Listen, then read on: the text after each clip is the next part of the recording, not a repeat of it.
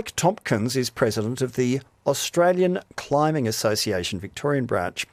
They are going to court over the decision made by Parks Victoria to ban rock and mountain climbing in large parts of the Grampians. There's been a similar dispute in other national parks, and it's all to do with claims of damage to important sites for the Indigenous community in the areas where climbers are also present, as well as important artefacts from the Indigenous community. Mike Tomkins, good morning to you. Good morning, John. So you're taking Parks Victoria to court. What are you claiming?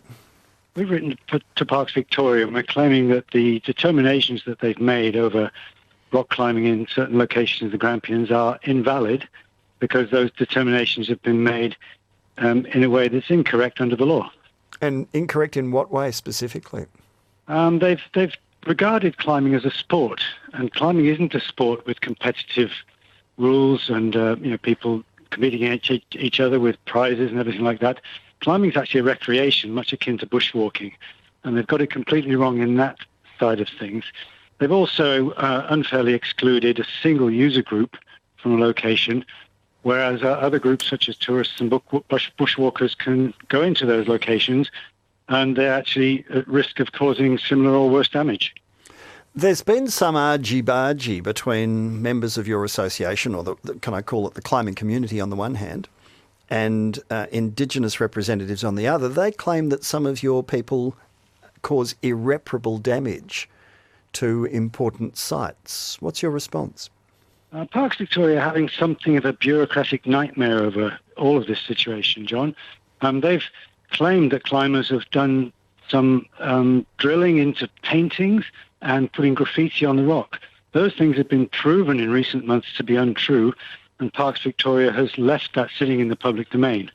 And it's quite a scurrilous series of allegations, and we really refute that. And that we're unhappy that Parks Victoria's incited something here that was not necessary to do, hence the bureaucratic nightmare. Where did the claim originate that there was damage? There has been some concern over climbing and rock art in the Grampians, and there is rock art in the Grampians and there's climbing in the Grampians, and the interaction of those two things has been very carefully managed by the climbing community for over 50 years. There have been some incidents where Parks Victoria has had some concerns over that proximity, but there's been no direct damage at any location in the Grampians in over 50 years of climbing. Well, the allegations that Parks Victoria made. That claim is disputed. That is disputed, of course. Well, there's no evidence been shown. So effectively, are you, on behalf of the Climbing Association, saying, well, show us where the damage is alleged to have taken place, because we have no knowledge of what you're claiming has happened? Is that what you're saying? Well, John, the climbers have an excellent knowledge of the Grampians, an almost microscopic knowledge. Yes, in fact you do. You see it up closer than the rest of us. So that's hence the bureaucratic nightmare. We see ourselves as the natural allies of the traditional owners. We see ourselves as stewards and guardians of the Grampians. And there is an opportunity here for Parks Victoria to come forward and work with us more proactively, because they're really just using lazy management at the moment. They're putting up a sign at the trailhead covering thousands of hectares and saying you can't go here.